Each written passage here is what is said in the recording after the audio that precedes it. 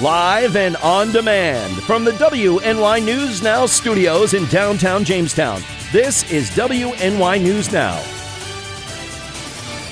And thanks for joining us for WNY News Now on this Wednesday. I'm Justin Gould. And I'm Matt Hummel. Happening now, a Jamestown man wanted for a parole violation is arrested. We'll have the details. Plus, a New York State assemblyman is pushing for crime victims legislation. But first, Chief Forecaster Dakota Hunter standing by with a live look over Mayville. Hey, Dakota. Hey, Justin and Matt, and happy Wednesday, everybody. We're almost halfway through the week. We got to get through today. And yeah, we've got some more clouds out there than we did yesterday. This is the sky cam that's essentially at Lakeside Park in Mayville. The clouds really socked in today. The clouds have increased since from where they were this morning. But so far, we have no rain coming down across the area. High pressure is still kind of in control of our weather. So a lot of the rain you kind of see that's kind of off to our west is actually kind of dissipating because we still have low dew point numbers. Storm Prediction Center does maintain the standard slight risk for severe weather. This is tomorrow afternoon mainly. This is a level 2 out of 3, but they have included a higher risk down here to our south. This is a level 3 out of 5, but that does not include any part of western New York right now. And we'll talk more about this a little bit later on as we have more data to share with you. So through the afternoon, clouds will thicken up through the afternoon hours, much warmer than it was yesterday. High temp range 65 to 70, southeast wind averaging around 7 to 14 miles per hour. A little bit more rain tonight, storms tomorrow. We'll time it out with that Brotherhood Property Maintenance 7-day later on in the show. Justin and Matt. All right, looking forward to it. Dakota, thank you. Our top story, a Jamestown man is charged after Jamestown police say they responded to a report of an order of protection violation on East 2nd Street Tuesday evening. Police say upon arrival that a female yelled out a window for help because her 42-year-old man, Wilfredo Castarillo, allegedly refused to leave that apartment. Police additionally said that an order of protection prohibited him from being near that woman and her residence. Castrillo is charged with second-degree criminal contempt and aggravated family offense. He was taken to Jamestown City Jail to await arraignment in that case. A Jamestown man wanted by the New York State Parole was arrested during a traffic stop by the Chautauqua County Sheriff's Office yesterday in the village of Westfield. 34-year-old Rocco Beardsley was taken to the Chautauqua County Jail on his parole violation.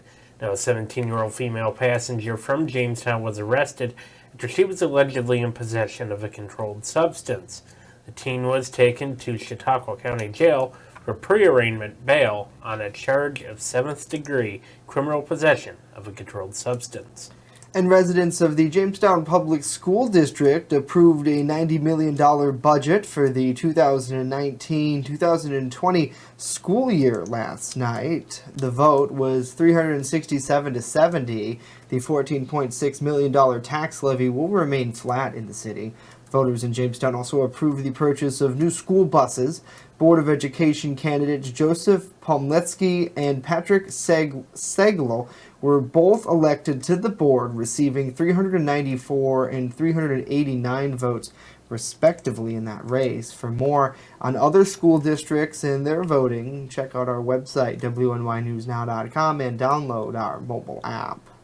Lawmakers in the New York State Assembly's Republican minority want to extend the time between parole hearings for prison inmates doing time for certain violent felony convictions.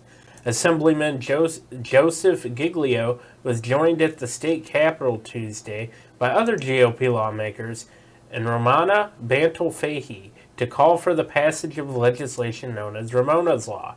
The bill would extend the time between parole reconsiderations from the current 2 years to 5 years for inmates convicted of violent felonies such as first and second degree murder, rape, and predatory sexual assault against a child. Giglio said the law is intended to increase protection for victims who, he says, relive the crimes during parole hearings. And so the problem becomes that you're ripping off, and I'll use Ramona's description, you're ripping off the Band-Aid, and you're facing all the ugliness again. And so you become re-victimized every 2 years. So all we're asking for in this case is that instead of having it be automatic every 2 years, leave it at the discretion of the parole board, where it can be from 2 years up to 5 years, 60 months. And so these people do not have to relive their victimization over and over and over again. Now the legislation is named for Bantle Fahey, a Western New York woman who was raped and kidnapped back in 1982.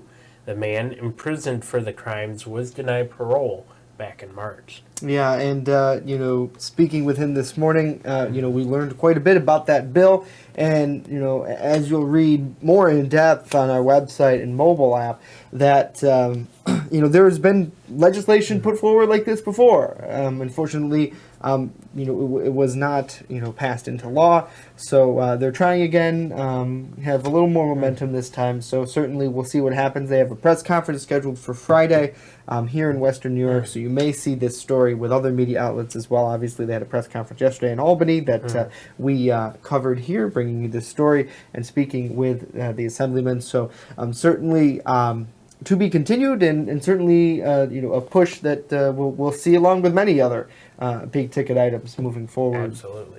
In their voting session. So good Wednesday to all of you. Hopefully you are having a good day. Yesterday it was pretty nice out there, still kind of chilly, but hopefully you enjoyed that day. And today I hear it's going to be warming up a little more. I want to say hello to Butch. Hello to you. Good afternoon to David. Always great to see you, sir. Saying hello to Wendy. Good afternoon to you. Pam as well has joined us. And Jill, happy hump day to all of you. Hopefully you are having a good day out there, because I think everyone's probably looking forward to this big weekend. I know we're at Wednesday, the middle point, but we always joke how Matt and Dakota generally gets confused about having days that are different. But for some reason, I almost said Thursday at the top of the show. I don't know why. Weird, right? I don't know. Maybe I am just looking forward to that weekend. A lot more to look forward here in the broadcast, though. Coming up, New York State is seeking to pass a law regarding texting. Details coming up. But first, Chautauqua County's unemployment rate is changing. Dakota. Who isn't looking forward to the weekend? Because as we say, the weekend's in view. 69 was the high, actually.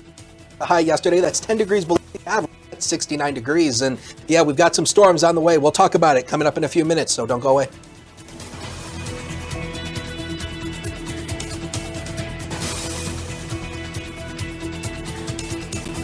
Live and on demand, you're watching WNY News Now.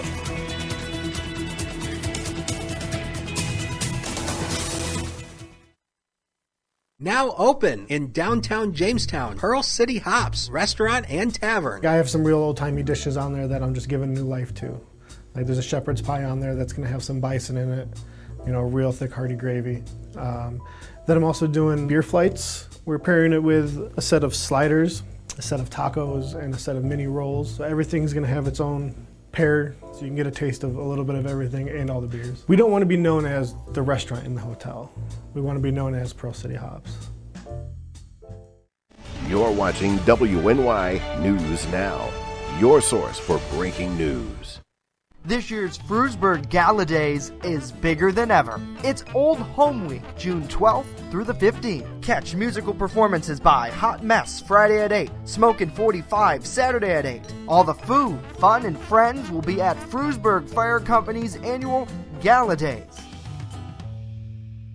EagleZip.com is your local one-stop shop for all of your home and business computer needs. Located on Fluvan Avenue Extension, just outside of Jamestown, EagleZip.com sells and services all brands of desktops and laptops, as well as servers and network equipment for your business. All new computer sales include transferring your data from your old computer, plus a 2-year warranty. Call EagleZip.com today. Stop by EagleZip.com today and let us make computers easy for you. Happening now, Chautauqua County's unemployment rate continues to fall.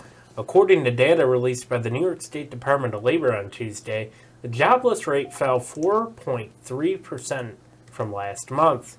Those figures are down almost a whole percent from this time last month. The stats remained higher than the statewide rate, which stayed at 3.9%. Officials say that April's unemployment in all 62 counties was lower than they were last year at this time as well. Well, you already know that texting and driving is kind of dangerous, but what about texting and walking? In New York State, crossing the street while you're texting soon could become illegal. There's a bill in the state Senate right now looking to ban people from using portable electronics while crossing the road. If you do, you could face a fine anywhere between 25 to 50 bucks. And it's not just texting. We're talking about checking email and browsing the internet. Emergencies would be the only exception here. The bill was actually introduced in the Assembly last year, but it really didn't get anywhere. The transportation committees in both the Assembly and Senate will have to give the bill the thumbs up before it can go to a full vote. But the chair of the Senate Transportation Committee has some doubts already. He says he wants to protect people, but this seems like kind of an overreach. Pedestrian deaths are the highest in the decade, mind you. The Governor's Highway Safety Association estimates more than 6,000 pedestrians are killed in traffic crashes last year, and that's the most in the last 3 decades. As the temperatures rise, so does the urge to get outside and get things done. But as with all things, safety comes first. Reed Binion has tips on how to keep things fun in the sun. Today's Health Minute. Whatever your summer activity, the Centers for Disease Control and Prevention has a few tips to keep you safe and healthy. Swimming safety. If you plan to spend time at the pool, the CDC recommends you check the latest inspection score. Chemicals used to keep it clean can be mishandled and can cause injuries. Young workers' safety and health. The CDC is promoting the social media campaign #MySafeSummerJob to encourage young people to be aware of hazards they could face, as well as their rights in the workplace. Beat the heat. Heat-related illnesses kill more than 600 people in the U.S. each year. Make sure to pay attention to heat advisories, wear cool clothing, and stay inside when necessary. When it comes to the sun's rays, it only takes 15 minutes to get a sunburn, so slather on the sunscreen and cover up any exposed areas. Keep vaccines up to date. Use some potential downtime to make sure your kids are up to date on their vaccines before the new school year starts. Food safety. Food poisoning peaks during summer months due to warmer temperatures, so make sure to thoroughly cook any meat before serving. The CDC says 1 in 6 Americans get sick each year from eating contaminated food. Insect protection. Finally, keep any pesky bugs that carry diseases away by using bug spray when heading outside. For today's Health Minute, I'm Reed Binion. Alrighty, Reed, thank you. That food kind of looked good, didn't it? Well, and right here in Chautauqua County, the Sheriff's Office is trying to keep everyone safe on the water, too. The Chautauqua County Sheriff's Office will be holding 2 boater safety courses this spring. The course is not required for anyone born after May 1st of 1996 to operate a vessel here in New York State. The first course is set for Saturday, May 25th at the Lawson Center. That's at 73 Lakeside Drive in Bemis Point. It runs from 8 a.m. and ends at 4. The next is Saturday, June 1st, also at the Lawson Center, and runs from 8 to 4.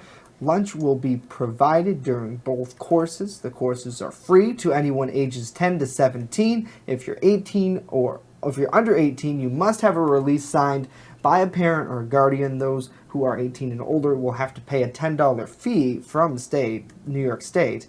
Now, for more information on the courses, you can visit our website, WNYNewsNow.com, and our mobile app. We got a full story up there for you with details, and you can reach out to the Sheriff's Office, too. They're really, really good about answering any questions. Absolutely. Well, what's going on in the comments? Oh, parole violation. Donna is asking, did I miss that part? You probably did, Donna, at the top. Beardsley, right, is facing charges. Rocco Beardsley is facing more charges after he violated his parole. And again, if you missed any of the stories that we talked about, you can go ahead and download WNY News Now's mobile app. If you didn't know we have one, you do now. It's a really, really cool tool. We've already almost had 1,000 people download, which is a great statistic since launching it in January. Beautiful app. It has all of our stories right here. Unfortunately, the Wi-Fi in the studio is not that great. There it goes. But all of these stories, all that we've talked about here on the broadcast and everywhere else. So it's and it is really important to note for Donna real quick that the sheriff's office did not say what the alleged violation was. So when we find out, you will find out. Absolutely. Saying hello to Cindy. Good afternoon to you. Great to see you here. A lot of people are talking about the texting and walking. That's an interesting story that I think is probably going to get a lot of buzz from folks across our area. Whether or not it should be illegal. I know it seems like a lot of people use common sense. I mean, I've texted and walked before, and so far, knock on wood, so good. But texting and driving is dangerous. I mean, we've seen, unfortunately, some horrible wrecks caused by it. And I suppose at the same time, if the pedestrian's distracted, they're going to walk out in traffic or something like that. That's probably the thought. So, what do you think? Should they ban that? Should they restrict it in some way? I don't know. And can they really ban it? Is the question. And I know Aaron's, we've been talking with you, Aaron, a little bit about your cousin. We hope that he is found well. We've reached out to police yesterday. Actually, you did, Matt. And they haven't gotten back to you yet on that. Correct. So if they do get back to us, in fact, they have a case going. We, of course, will forward it off to everybody here on WNY News Now Community with a story. So coming up next, Chief Forecaster Dakota Hunter. He's standing by with a look at our forecast. Potential for severe weather tomorrow. He'll let us know.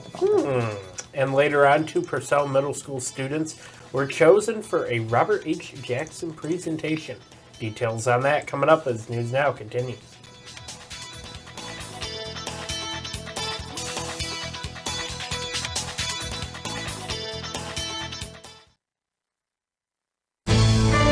With coverage that matters, this is WNY News Now. Turn to Brotherhood Property Maintenance for all your lawn care and landscaping needs, no matter the season. Brotherhood Property Maintenance does it all, from professional plowing during the winter months to expert landscaping all summer long. Count on Brotherhood Property Maintenance for mowing, landscaping, tree work, spring and fall cleanup, plus snow removal. Serving both commercial and residential lots, check out Jamestown's fastest growing landscaping crew on Facebook or call us right now to book an appointment. Extra, read all about it. Not tomorrow, but right now on the WNY News Now mobile app. Follow local news as it happens. Top story, a Forestville man's weather video has gone viral. And stay informed with the Southern Tier's only 24/7 streaming network. Our Matt Hummel is standing by live outside of Chautauqua County Court with more on this case. Matt, good afternoon to you. Download the WNY News Now app right now. It's free on the Apple App Store and Google Play Store. First Defense Weather, the Southern Tier's only live and local weather source. Now, here's Chief Forecaster Dakota Hunter. I don't know. Texting while walking, I don't know about that. I mean, I have my phone on me and I listen to music when I walk, but I don't use my phone while I'm walking. Here's the News Now cam, and we have it pointed down to the street level because I wanted to kind of show you how windy it is out there. You can kind of see the flags on the light poles kind of flying straight. 59 at the airport right now, southeast wind of 14, and there's that low dew point at 36. So even though the high pressure is moving out, we're still kind of under the influence of it, so the air is still fairly dry. We have nothing showing up on First Defense Doppler as of right now, but you do see a little of those light rain showers kind of moving in. That's probably what we call Virgo, where it's actually raining up at the cloud level, but evaporates on the way down as we have dew point temperatures down under the 30s. There's that high pressure moving out, but this is the big guy of the system. There's that low pressure right there, that spin you see right there. That's the low pressure. We have to push a warm front through the area first tonight going into tomorrow, and then there's a cold front that's going to happen tomorrow night. That'll knock the temperatures back down a little bit, and it'll also lower the humidity. Now, there is a less than average marginal risk for Erie, Pennsylvania. This is a 1 out of 5 on the scale here. But again, I'm not too overly concerned about tonight. A few thunderstorms tonight, not concerned about that. The bigger issue is going to be tomorrow afternoon. The Storm Prediction Center maintains this slight risk for the entire area. That's a level 2 out of 5 for pretty much all of Western New York and Northwest PA. They have upped the risk to a level 3 out of 5 down here in the far eastern portion of PA. But for us, they maintain that slight risk. And this is mainly later in the later in the morning into the early afternoon hours. So we'll show you future scan here. Now, this is the in-house model, and a couple of the computer models are being more aggressive with this. A couple of them are being meh on it. So I'll show you a future scan here through the day. Now there is the chance for a few showers late this afternoon, but about a 2 in 10 chance, 20%, very isolated if anything. We'll see a few rain showers and thunderstorms tonight. Again, nothing of a big deal there, maybe a couple rumbles of thunder. Now tomorrow morning, we'll start with some of these rain showers and possible thunderstorms. It's not until we get until about the late morning. This is by about noon, and you can see here the model already is showing these pop-up showers and storms. It's not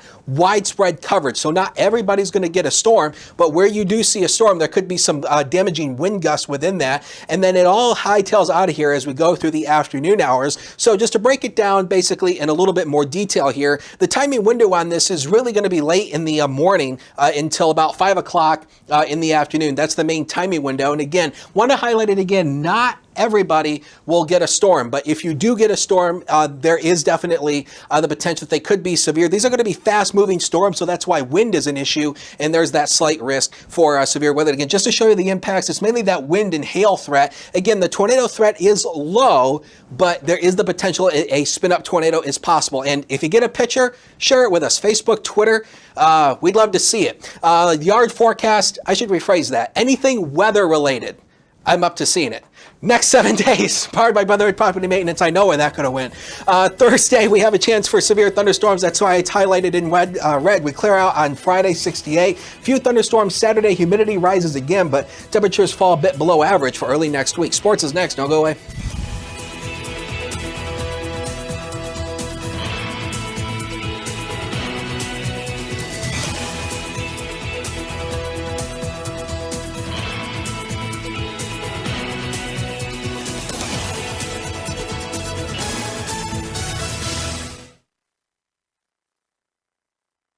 Want weather now? Download the WNY News Now mobile app and stay up to date on severe weather alerts. Plus, anytime hazardous weather strikes, stick with the Southern Tier's only 24/7 streaming network that keeps you safe. You're all in a tornado warning, so now is the time to go to a safe place, small room, lowest floor, near the center, away from windows. What are you waiting for? Download the WNY News Now mobile app today. It's free in the Apple App Store and Google Play Store. You're watching WNY News Now, where coverage comes first. WNY Sports Now is powered by Phone Zone of Jamestown. With the largest inventory around, we buy and sell our own merchandise at a price that can't be beat. Have a broken screen? We'll fix it. Learn more at phonezoneshop.com.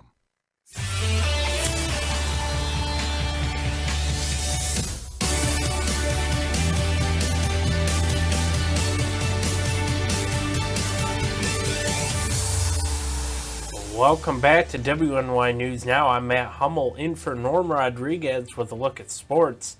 7 people were charged with fraud on Monday in connection with the Michigan State University's Healing Assistance Fund for victims abused by former sports doctor Larry Nassar. The fund was set up in 2017 to help pay for mental health and support services not covered by insurance. Those charged are accused of receiving hundreds of thousands of dollars from the fund. Jason Colthrope has more. Charges issued by the Ingham County Prosecutor's Office say 7 people made fake claims to the Nassar Healing Assistance Fund totaling $527,000. 2 of them, Danita Johnson and Maxanne Reese, were teammates on MSU's women's basketball team from 1997 to 2000. Reese, who grew up in Redford and played in the WNBA after MSU, now runs a training and apparel business in Dallas. She's facing the most charges, 7 felony counts of false pretenses between $20,000 and $50,000. This booking photo of Reese is from a 2009 arrest for writing bad checks. Johnson faces 4 felonies for fake claims to that fund that was set up with $10 million, but it was frozen last year after $1 million in payouts because of suspicious claims. Johnson's attorney declined to comment over the phone today and also declined to say if she'd ever been a patient of Larry Nassar's. Danita Johnson's a business owner, owns this clothing store here in Mount Clemens. And other than being teammates with Maxanne Reese at one time, there's another connection to the other 6 defendants. 3 of them are related to her. I'm with Channel 4. I was wondering, is there anything you would... No comment at all? All right. Thank you. We were also told no comment at the Clinton Township home of Porter and Marcetta Johnson, who are both in their 70s. The other two people charged, Corey and Mary Riley, live here in Inkster. No one answered the door at their home today. Thanks, Jason. And more than 150 women and girls testified in court that Nassar sexually abused them over the 2 decades. He's now serving 40 to 175 years in prison. And former Bills center Eric Wood is joining the team's radio broadcast booth as the color commentator. Wood is replacing former Bills safety Mark Kelso, who has worked in that capacity with the Bills for the past 13 years. Eric Wood was a first-round pick by the Bills in 2009 out of Louisville. He did play some guard, but mostly center for the Bills until he was forced to retire from football after the 2017 season, when a postseason physical discovered a potentially dangerous problem with his neck. Wood is also taking on a new television endeavor. Last week it was announced that he would join ESPN's new ACC network as part of one of their broadcasting crews. Justin, over to you. Oh, pretty cool. Well, Purcell Middle School students Olivia Beach and Abigail Mohan were chosen as winners in the Robert H. Jackson Center's Young Reader program. The two wrote their essays based on this question: how is denying another human being's basic human rights damaging to both the oppressed and the oppressor? They were tasked with considering the differences between people or groups such as Harry Potter and Louis Malfoy, Herman Gardner, Circus Black, Dobie Ketcher, and or the real-life examples such as slaveholders and abolitionists. The Robert H. Jackson Center's Young Readers program uses literature to engage young people with their worlds by inspiring them to read and hone their analytical skills and writing ability. That's pretty cool that they're able to kind of connect that to fiction. It's such a stories. mouthful, too. Yeah, I mean, Congratulations thank on you. that. Yeah, I probably screwed it up. No, you didn't. No, I didn't. That was a mouthful. Yeah, that was a mouthful of names, but it's cool that they're able to connect it to like the normal books, right? Like Harry Potter, right? Mm-hmm. Every 6-year-old reads Harry Potter, or 10-year-old, or what happened. Well, a lot of them do. I'm weird too. I didn't either, so it's okay. But like a lot of people read things like that, and then they're able to connect that all together. It's really cool. So good for them. Good for them. You have more talent than I have in that area. Yeah, they do. You know what Dakota does have talent in, though? The weather. I love using this segue. I used to get annoyed whenever they used to say, support your answer.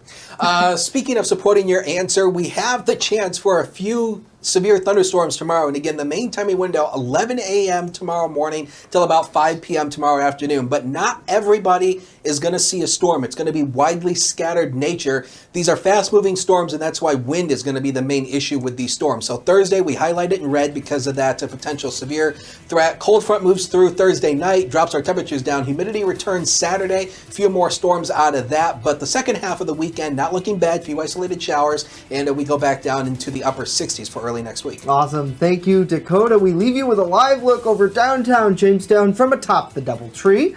If you missed anything we talked about, don't worry about it. Download the WNY News Now mobile app and stay up to date on the things that you need to know. We're back tomorrow with our TGITH edition. We'll see you then.